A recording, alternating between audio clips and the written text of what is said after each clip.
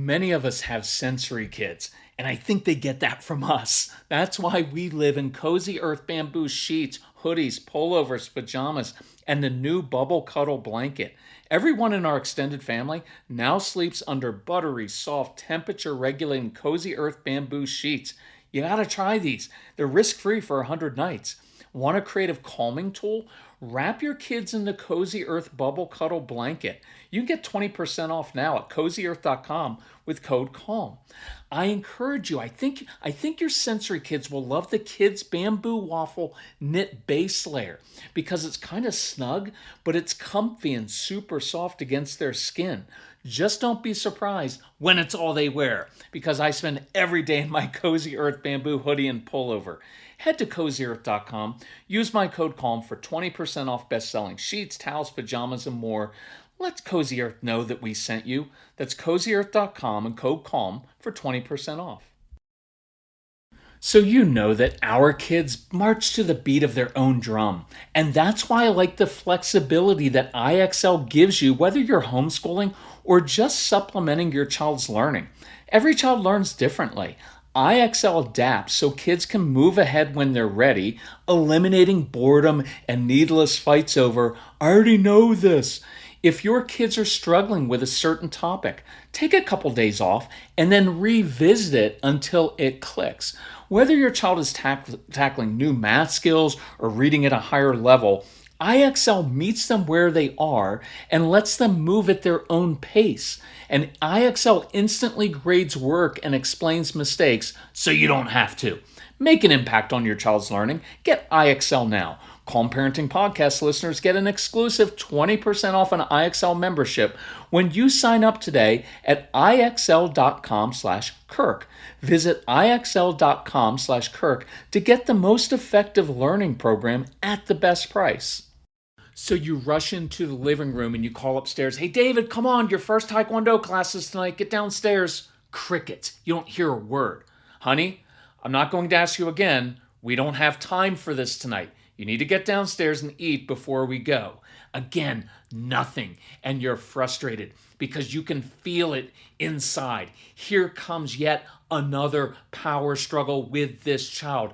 And it's been this way since he or she was in your womb. You try to sleep, he kicks, always wanting to do the opposite of what you have planned, arguing over the color of the sky. You try to rush her and she goes slower. You're frustrated because you're trying to do this for your child. You don't need to spend the extra money and time to do this dumb class, but you thought it would be a good outlet for your child and a way for him to make some friends. And you're anxious because you paid $195 for this class and you hate wasting money. And now you're going to be late again and you hate being late. It's a trigger for you and me. And now your child's doing this little delaying tactic. So here's the moment of decision.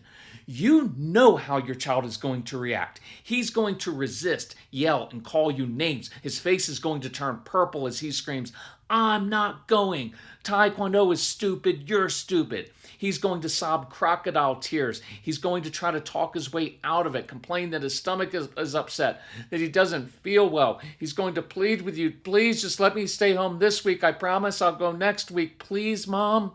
You know that because you've heard it and seen it 100 times. So you know what's about to happen. The real question now is this. What are you going to do differently this time?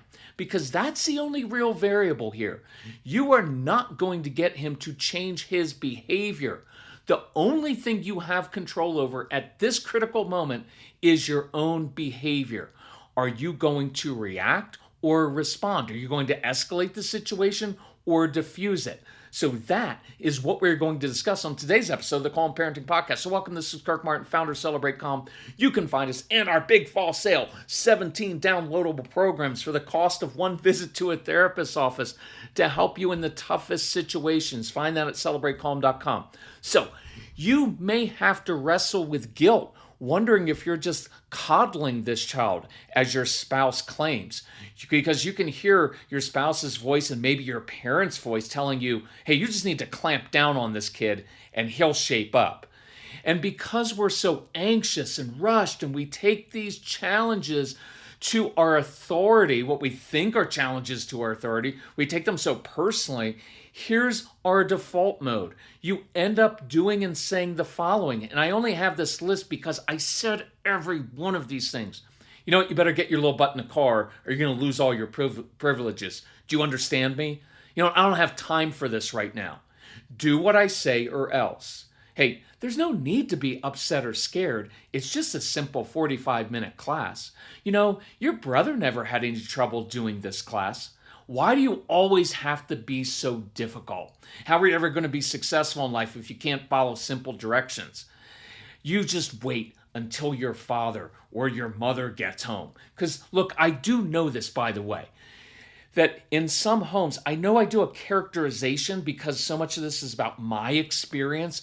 And I'm always like, the dad's the one with this voice. And by the way, Mrs. Call makes fun of me all the time. She'll walk around, she'll do that voice. And I'm like, I don't sound like that. She's like, yes, you do. So I understand that. And I understand there are a lot of moms who email and are like, I'm kind of the dad in this situation. I'm like, okay, good. So it doesn't change anything. Still have to learn to control yourself and stop being like that. But I don't want to have to say every time I do an example, this could be the mom, it could be the dad, it could be the grandparent, it could be the aunt, it could be... So, just so you know. So other things, what do we say? You are not going to talk to me like that, young man. You know, if you do not get in the car right now, you're going to lose your video games for 1 month. Do you hear me?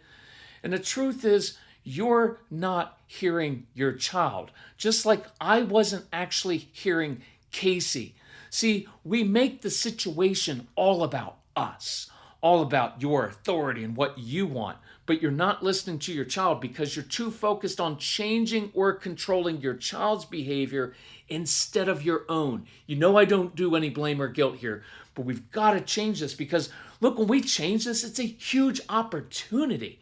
Because if you could control yourself, this is how you'd see the situation and what you would actually hear. Because your child doesn't have the maturity yet to say, Mother, Father, I'm feeling quite overwhelmed by all the unknowns of this new experience. I've always had a hard time connecting with kids my own age. I get along better with adults and younger kids or animals, so I'm afraid the other kids are going to pick on me. And I have great difficulty with multi-step processes and auditory processing, so I'm scared that I will fail at Taekwondo. And the truth is, I'm afraid that I'll disappoint you and Dad and my instructor.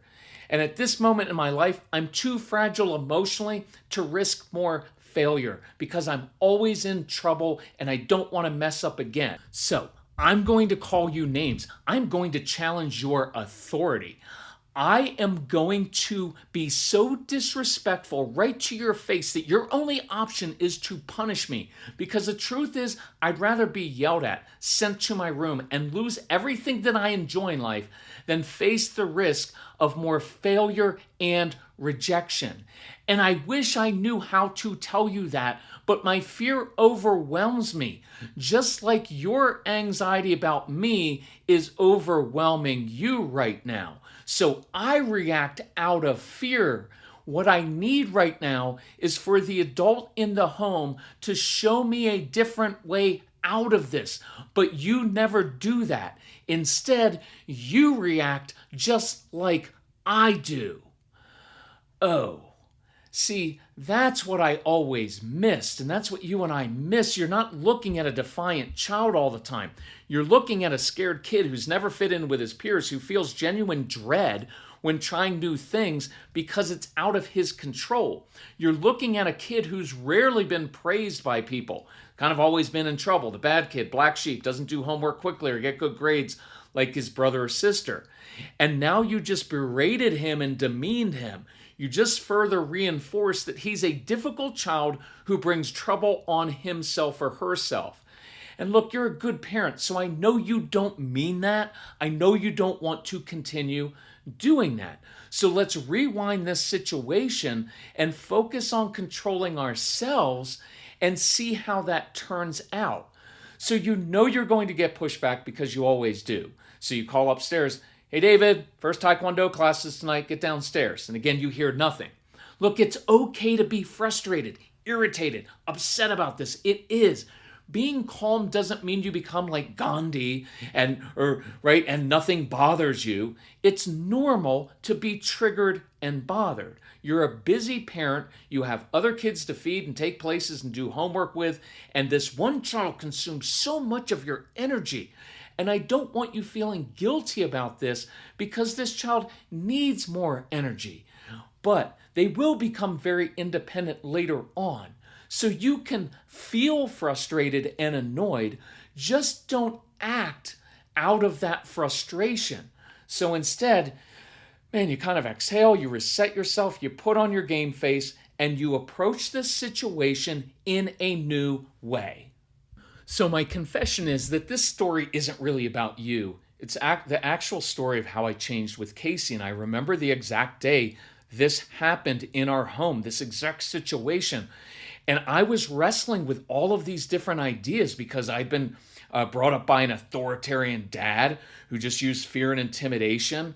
And I was hearing all this other stuff that sounded too soft, and I didn't want to give in and be permissive. And so you're really wrestling. I was wrestling to find this balance here. And I was going to try this new calm approach. So I was like, okay, I can handle this. And so I start going upstairs. And then what do I see? There are Lego blocks and toys all over the floor. And that triggered me again. Because now I'm like, forget this calm stuff. I'm just going to go up and lay into this kid. I paid $195 for this class. I didn't get all these things when I was a kid. The least he could do is be a little bit grateful. All those different things that you're going to feel. You're going to struggle with this. So let's say you're in this situation. You see a few Lego blocks littering the floor. They're not picked up like you had asked. And you cringe a little bit. That part of you, like that part of me that needs things to be orderly and to have instructions followed explicitly because that's how you were raised, that really triggers us, right? And so this process of raising children is every bit as much about you growing up and dealing with all of your childhood experiences and all those beliefs you internalize as it is about raising your own child who right now is dealing with childhood experiences that will shape them one day. That's why this is a huge opportunity. And so all these doubts are going to come flooding in. Am I doing the right thing or giving in? I mean, our parents were authoritarian. They never would have put up with this, and we turned out okay. If I just did it that way, maybe I wouldn't have to go through this with this child. But then you remember, you have tried the authoritarian way. You've tried to push and provoke and bribe, and you've also tried the really sweet way, and that hasn't worked either. So it's normal to second guess yourself. And some of you are going to have a spouse who kind of works against you while they wrestle with this, or in some cases, sadly, refuse to wrestle with this new approach. So you've got to process that confusion and disappointment, knowing like, oh, I'm being judged right now by my spouse because I know my spouse wants me to go up and lay into that kid, but I know that's not going to work. And all I can tell you is this, is if you will go through, if you can get, let's start here. If you can get your spouse to even watch some of our Instagram videos, because that's a 90-second investment, maybe that will help some. I do those quick tips for dads episodes, which relate to moms and dads, but I do it kind of for dads to hopefully I get dads with like, here's a 7-minute podcast. It's not too long. If you get your husband or spouse to listen to this, that would be great. Ultimately, if you go through our programs together, your spouse, and I'll just say this, if it's a husband, he will hear it coming from a guy and know it's almost, I'm doing this because I just got an email from a couple who said, and a dad said, I'd resisted for so long, and then I listened to you, and I know your past, I can hear your voice, and it gives me permission to do it a different way because you're of that generation that did it the hard way. And I have seen that doesn't work with my child. And he said, I listened to your programs. I did the dad's program first, and I felt like you were speaking directly to me and kind of calling me out. And I don't mean to do it. It's not about calling you out. I'm basically calling myself out. These were all the things I did. It's just speaking truth There's no blame or guilt. It's just that I want things to change. And so, no one really understands how many details you as moms and dads have to manage every single day. That mental load can be exhausting. With Skylight Calendar, you can relax knowing all the details of your family schedule are visually displayed in one place with different colors for each family member. That brings peace of mind, knowing there will be no more last minute surprises that often trigger your kids. Skylight Calendar seamlessly syncs all of your calendars. You can manage events, chores, even grocery lists on the go with the free Skylight app. And that means less stress. Try it for 120 days, and if you're not 100% thrilled, you can return it for a full refund. No questions asked. Right now, Skylight is offering our listeners $30 off their 15-inch calendars by going to myskylight.com/parenting. That's myskylight.com/parenting for $30 off your 15-inch calendar. myskylight.com/parenting. We know homework time can be incredibly stressful with our kids, so consider getting a tutor, an outside voice your kids will listen to with Wyzant. Wyzant is the nation's largest network of tutors, with more than 65,000 expert tutors across 350 subjects. Wyzant makes it easy to get personalized, one-on-one online support for your child that fits your busy schedule and budget. Wyzant makes it easy to find the right tutor. You can browse profiles and read reviews. And your first hour is protected by Wyzant's Good Fit Guarantee. No subscriptions, no costly packages, just the help you need when you need it. Help your child succeed in school and boost their confidence with Wyzant. Go to Wyzant.com, that's WYZANT.com, and book your first lesson today. And just for Calm Parenting Podcast listeners, use code PODCAST15 to enjoy $15 off your first lesson. Visit Wyzant.com and give your child the tools they need to thrive. Okay, we're back in this situation. And so you've got all this stuff going on inside, but instead of giving into that and getting triggered again, you grab a few Lego blocks off the floor and walk upstairs. You knock on your child's door. You walk in and you sit on the floor. And I mean that, right on the floor. And it's going to feel like, oh, am I being weak? Am I letting my child control things right here? I get all of that. And then you do this. You start putting pieces of Legos together because, in a way, symbolically, you're building now instead of destroying. And I understand all the conflicting feelings this brings as you're sitting on a floor playing with Legos left in the middle of the living room floor, because I did that. And that is one of the first things that really showed me, okay, this connection thing, me controlling myself, actually changes the behavior of my son. And I do remember, though, feeling humiliated in a way and doubting myself, like, why is the authority figure sitting on the floor below this kid instead of being the father telling his son what to do? And there is humility involved in this, and it will feel like humiliation at first. I admit that. But humility breaks down walls. And so I understand why you would resist this, but I want you to try it anyway. So your child is going to look at you like you're crazy. Because think about this. Your child has been waiting in his or her room for you to come up and barge in and stand with your hands on your hips to lecturing yet again, lecture number 39B, looking disapprovingly at your child. I will tell you, I just talked to Casey about this on one of our long hikes, and I said, what did that used to feel like? And he said, Dad, I know you wanted to show me that you were disappointed in my behavior, but what I always felt was I felt like I was a disappointment to you.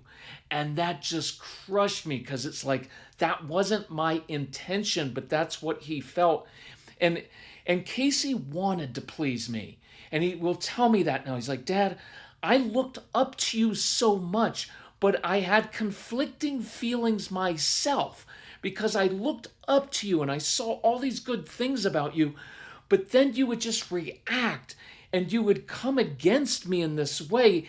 And inside, even as a little kid, I was trying to process, like, why is my dad acting like this? That's not the dad I often see on Saturday morning when he's taking me to my hockey games and we're enjoying things together. And so it was confusing for him. So in this case, your child's looking at you and they've been waiting for the threats of consequences, the yelling, the lecturing, but instead you're sitting on the floor looking down at your child's Legos. And then you say this, you know, David, if I were you, I'd be anxious about going to a new class too. It can be pretty scary doing new things. I like it said like that as a statement of fact. I don't really, it's not what I like, it's what works. That really kind of condescending tone where we talk doesn't work. I'm like, hey, you know, if I were you, I'd be anxious about going to a new class. It can be pretty scary doing new things. That's just a statement of fact. And now you have done what you wish perhaps your parents had done with you just once. You've also done what you wish your spouse would do with you sometimes. Acknowledge what you are feeling is natural and normal and legitimate instead of dismissing you or saying like you're just overreacting. And so your child looks at you kind of puzzled. See, you've just gotten to the root of the issue. You've addressed his fears. It is your child's anxiety right now that is driving this entire evening. And you just got to that. I don't want you to miss that. Most of the time, all we do is address the outward behavior. Oh, my child yelled at me. He was disrespectful. He challenged my authority. He refused to go. That's just the outward behavior. That's just the outward manifestation of something going on inside. And we miss the opportunity to teach our kids what is really going on inside of them and identifying why they're struggling. See, they don't even know. All they know is confusion. Why do I have to be like this? Why am I the only one crying and flailing to go to a stupid class that everyone else enjoys? Is there something wrong with me? And now you've pinpointed the root of it, the anxiety, and you've normalized it. You've just assumed the best about your child, that he doesn't want to be some defiant little snot who makes your life difficult. He just needs some new ways to handle this. So your child slowly climbs down from his bed and sits on the floor, and he begins fumbling with some of the Legos, and there's no eye contact, and you know that's really important. Nobody wants to be watched while they're struggling. It's too intimidating and intense for some of our sensitive, defensive kids. And then I say this, or you say it, I'll just make it me, because this is how it happened. You know how I know that, Casey? Because in truth, I'm the same way. I get anxious when I'm meeting new people at book club or giving a presentation at work. It makes my stomach upset. Is that what it feels like? And then you get this little with a nodding head. And so you trade pieces of Legos and you begin building something together without saying a word, because you're together, you're sitting, you're connecting, you're building. And for some reason, that's making me want to cry, right? And so here's what I said next. You know what helps me? I'm just like you. I like helping other people. So whenever I go to one of those book club meetings, I always ask the host if I can fix some meal or do a job at work. I get to my meeting early and set up. It helps me focus on something I can control. So, Case, I've got an idea. Why don't we leave right now and get to the Taekwondo class a few minutes early? I bet the instructor will give you a job to do, because your teachers tell me all the time you're the best helper in the class. And that's true for most of your kids. They're awesome for other people. And 93.7% of the time, your child will get up and follow you to the car because you led your child and you led them to a place of safety with your own humility. There is nothing weak about this at all. I get really angry about, oh, that's weakness. No, it is not. You know what's easy for me as a guy? Just to go into my dad mode, what my dad was like. You hear it coming out on the podcast all the time. You know why that's so authentic? Because it's just in there. It's what I had learned. I can do that. That is easy for me. You want me to rip into my child? You want me to go all, you know what, I'm the authority figure in the home, and if I did it, I can do that in my sleep. You know what's really hard is humbling myself, controlling myself, and not doing that. That's what's hard. But when you do that, you just change the entire situation. You actually just changed your child's response, and you didn't make your child do anything. You didn't make your child do one thing. You simply controlled yourself. And I remember when I did this with Casey the first time, and the light bulb went off. I'm actually connecting with my son at the point of his greatest fear and anxiety and vulnerability and embarrassment. I am helping my son instead of shaming him. I'm stepping outside of myself and my own anxiety, my own anger to help another human being. And it felt good. And I'm actually teaching him a life skill he'll be able to use for the rest of his life. And that resonated so strongly with me as a dad. It clicked because that's what I really wanted inside for so many years, to impart into my son hard-fought life wisdom that would help him navigate the world better. And now I just taught him a new tool, a life skill he would go on and use hundreds of times throughout his life because he uses it almost daily now. So whenever he felt that unease in his stomach, when he wanted to shrink back and not participate in some activity, he now would know how to handle that because he knew his dad struggled with the same thing. And now he didn't feel helpless in those moments anymore. And that's what your kids often feel, helpless. That's why they lash out. And I can tell you over the years, that one decision that night to grab those Legos and sit on that floor and be vulnerable with my son has paid off in countless talks about other fears and vulnerable feelings throughout his teen years, throughout his 20s. At first, he'd sheepishly ask, kind of like, hey, Dad, have you ever struggled with this? And then those conversations became more normal and not so awkward. And now he's married and we'll hike together. We have these same talks about this new life stage he's in. And it's a really beautiful thing. And I want you to experience this with your kids. So when you encounter that power struggle today or tomorrow, which I know you will, and I hope you do, think of this story. Instead of focusing on changing your child's outward behavior, change your own. Get to the root of the issue. Teach, give skills. It is worth the time and effort.